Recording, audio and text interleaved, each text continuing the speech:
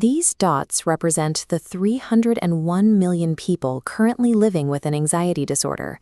Data shows that for most of this population, the root of the panic is the uncertainty of what might happen next. Friday's rent, Tuesday's test results, we are a species haunted by tomorrow. 2,000 years ago, Jesus addressed a crowd terrified about their next meal with a command that sounds almost reckless. Do not worry about tomorrow. He looked past their immediate hunger to address a deeper pathology. His statement serves as a clinical diagnosis of a cognitive disease. The definition of this condition is buried inside a specific ancient word, clarifying his entire argument. To find a cure for our fear of the future, we have to start by viewing anxiety as a diagnosable condition, a structural problem in how we process time and responsibility. The Greek word Jesus uses for worry is merimna. It describes a mind being pulled apart, split down the middle. This etymology reveals worry is the symptom of a divided allegiance. Your mental attention is physically fractured by a future that hasn't happened yet. This aligns with the Old Testament word sarapim. This Hebrew term describes thoughts that actively breed and spawn. Anxious thoughts arrive as a multiplying force rather than a static state. This explains the 3 a.m. spiral. The mind doesn't just worry, it breeds fear. One fearful thought spawns 10 more, creating an exponential loop. Because anxiety is a structural split and an active multiplication, simply willing yourself to stop thinking about it is physically impossible. You're fighting against the hardware of your own brain. Consider the prophet Elijah in 1 Kings 19. Despite his previous courage, a single death threat triggers a total mental collapse. He flees into the desert, isolated and exhausted, asking God to let him die. God's response is remarkably tender. There is no lecture on faith or rebuke for his fear. Instead, God provides bread and sleep, twice. This establishes a mandatory protocol. Addressing the physical breakdown is the foundational step. The hardware of the body must be stabilized with rest and care before mental or spiritual correction can be effective. This validates the need for therapy, medication, or basic rest. These are not failures of faith. They are the established divine protocol for stabilizing a body under siege.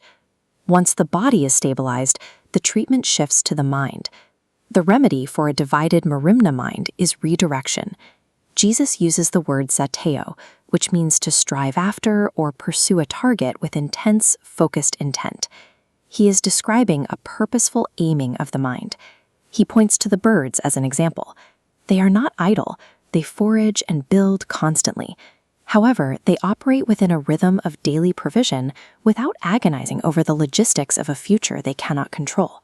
This treatment functions by flooding the mind with an object of focus so large that the original worry loses its grip. Redirection neutralizes the spiral. The ultimate goal is a mind violently aimed at a present greater reality. A directed mind is the only state capable of ending the internal split. Jesus establishes a strict temporal boundary. Each day has enough trouble of its own.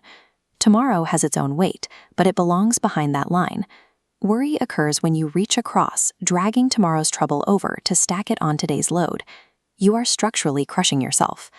No human being was designed to carry the weight of multiple days simultaneously. Releasing this weight requires a specific mechanical action. Peter describes this in his first letter as casting anxiety onto God. Epiripto means to hurl something with force or to fling it violently. It is the desperate heaving of a burden you cannot carry. The justification for this throw is melee, the specific, ongoing, line-item concern God has for your situation. Your specific diagnosis or financial fear matters to him personally. The cure is the violent transfer of weight. You recognize the load is too heavy for you and hurl it onto shoulders that cannot buckle. We must be realistic. Redirection does not automatically change your bank balance or your medical results. The external circumstances may remain exactly the same. However, the resulting peace acts as a furio, a military sentry standing at the gate of your mind. It physically blocks the multiplying dread from re-entering your thoughts. This looks like sitting in a car before a difficult appointment and speaking truth aloud. You acknowledge the uncertainty of the next 10 minutes, but you focus on the presence of the one who is already there. The ultimate answer to the fear of the future is achieving intimacy with the one who is already standing in tomorrow. Fear subsides when you trust the person holding the map more than you need the map itself.